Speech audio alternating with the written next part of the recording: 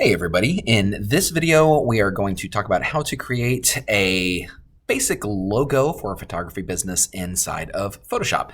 So I've got Photoshop open right here and no other images or documents open. What I'm going to do is I'm going to hit the Create New button over here on the left, and I am going to go to the Art and Illustration tab at the top, and I'm going to select the 2000 pixel grid document preset. I'm going to leave everything else the same. Make sure my resolution is 300. We're set to RGB, and we will leave our background contents set to white.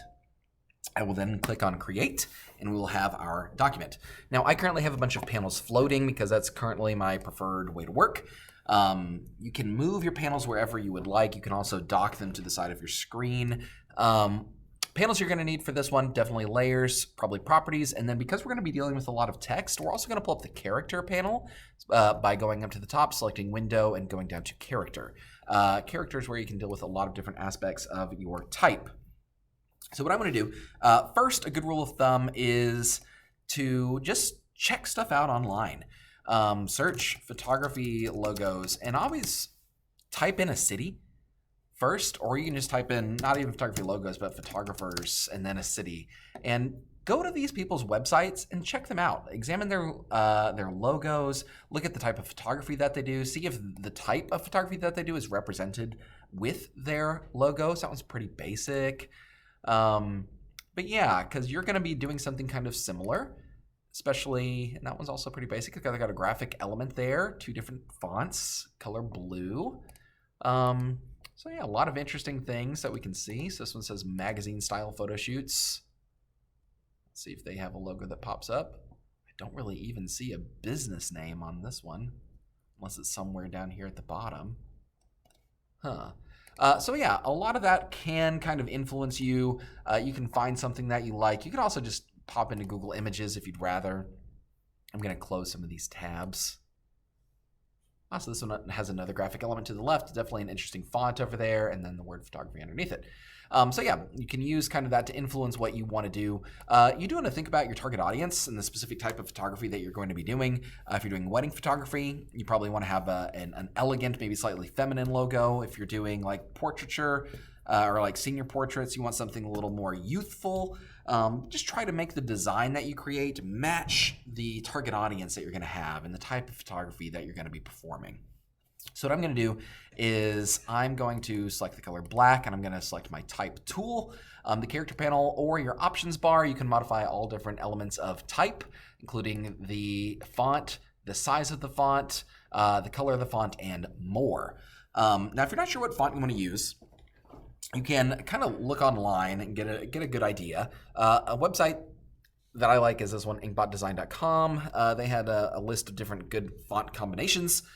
Certain fonts look good together, and other fonts, when paired, look kind of bad.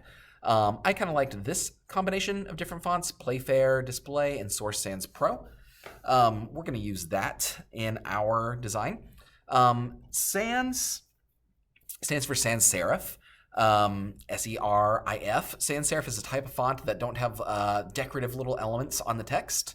Serif fonts are fonts like Old English that have decorative elements going off of the letters. Serif means feet in Latin. Sans means without. So if you see a sans serif font, it means it doesn't have feet. But a serif font does have those little decorative elements, or feet if you want to call them. So I'm going to go back to Photoshop. I'm going to click on my list of fonts, and I'm going to click on this thing that says More from Adobe Fonts. Now, if you have, all of you guys have access to Photoshop, whether you're doing it through your computer or through the SSO, through Denton ISD. Let's see, I'm going to find this one. If you have Photoshop, you also have access to Adobe Fonts. So I'm going to search for this font, and when I find the ones that I want, I'm going to activate it. So I like this one right here, so I'm going to click on Activate Font, and then I should get a notification, there it is, that font has been installed on my computer. The other font that I wanted was Source Sans Pro, so we're going to go back over here, search for that one. There it is. That should pull up that particular font, and we have the different variations of it. I might not want something quite as bold or thick, or what we would say weighted, as the other font. So I'm going to install a couple variations on this one and maybe change it up. and see what works best in Photoshop. So I've got lots of variations of this one installed here. Let's see, are there any others that I want? No, I think I'm good. I might get a few more of those notifications. So I'm going to go back and I'm going to type out my name. We're going to use all caps for this one. That's not the font that I actually want to use, even though I do like it. So I'm going to click and change this to that Playfair font that I just installed. So I'm going to scroll down. They're in alphabetical order.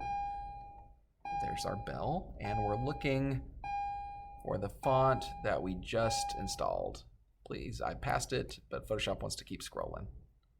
There we go. Playfair Display. And I'm going to select that font. I'm going to move it right there. Now, I'm going to highlight this by double-clicking the T in my thumbnail of my Layers panel, and we're going to change some elements of this font.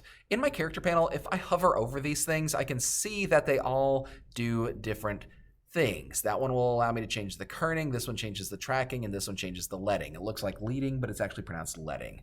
So the tracking, if I change it, let's change this to -50.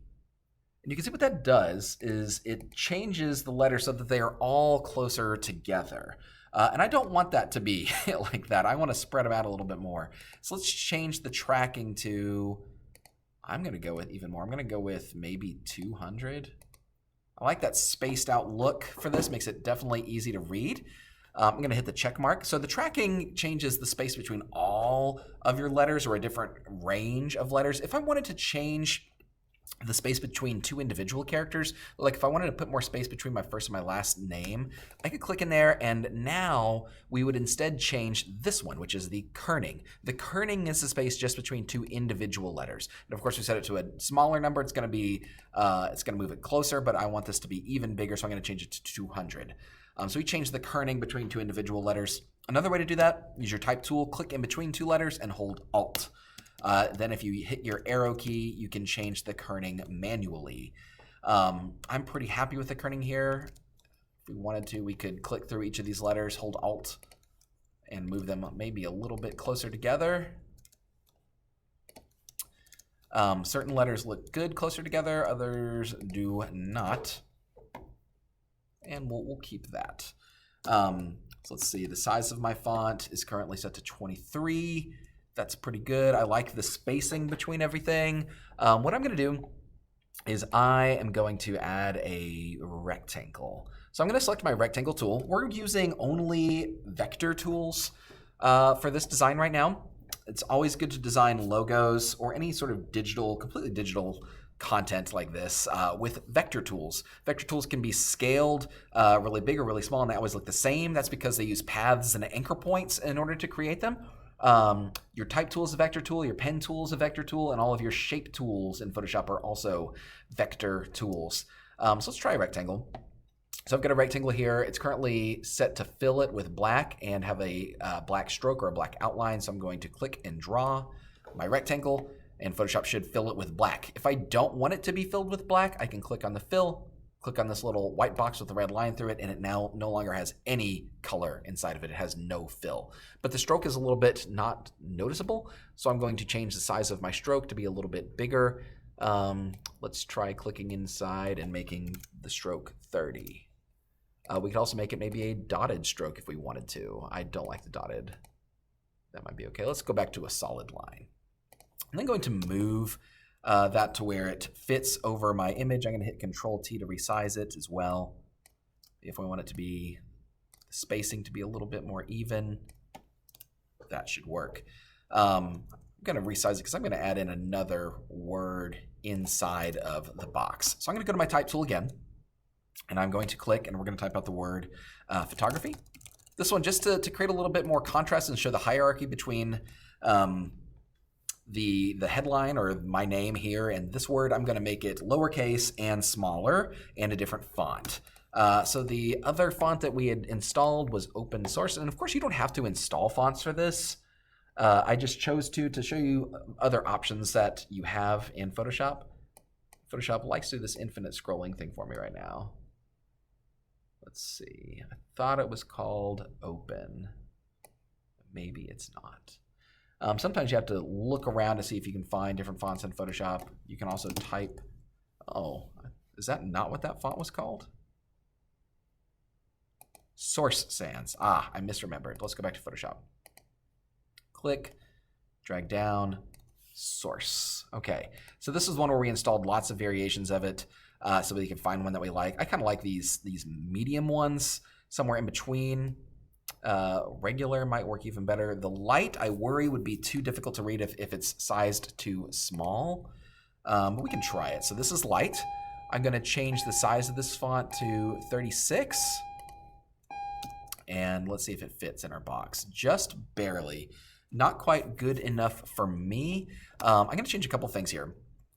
I'm going to go back to my rectangle tool and I'm going to resize it to be larger. I'm then going to select my type from my name and I'm going to make it a little bit bigger. Let's go with 60. And I'm also going to change the tracking back down. Another way to change the tracking is if you hold Alt when you have your type selected, you can just use your arrow keys to adjust it manually, just to get everything to fit.